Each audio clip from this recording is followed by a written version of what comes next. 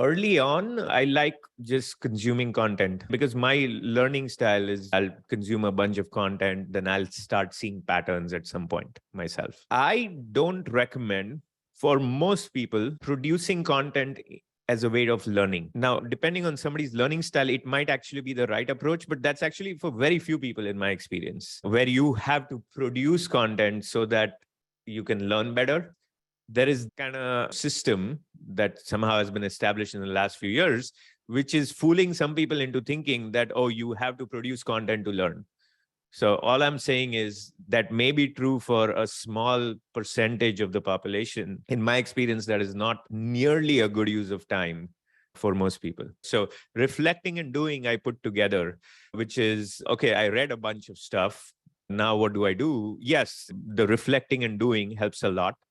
If it's related to your job, you're going to do it anyway. You don't have a choice. But if it's not related to your job, I think you can just let the learning and reading or whatever consumption happen without necessarily forcing yourself to do.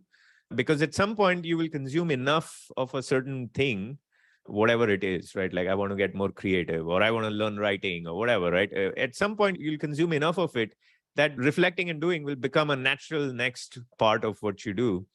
So let it happen. Don't force yourself. Don't create rules around these things. I find that there is a lot of benefit in not fighting against your inner instinct for everything, so that you can have the reserves to fight against your inner instinct for the things that truly matter. So yes, you should fight against the monkey mind or whatever, like ability to get distracted quickly. You should fight against that. But if you're constantly fighting against that for every single thing in your life, you're just going to be exhausted and you're going to feel like you're a failure. So just reserve that energy for the things that truly matter, which for most people, it's usually their job or their family. Focus there instead of learning new thing initially. So I hope that helps.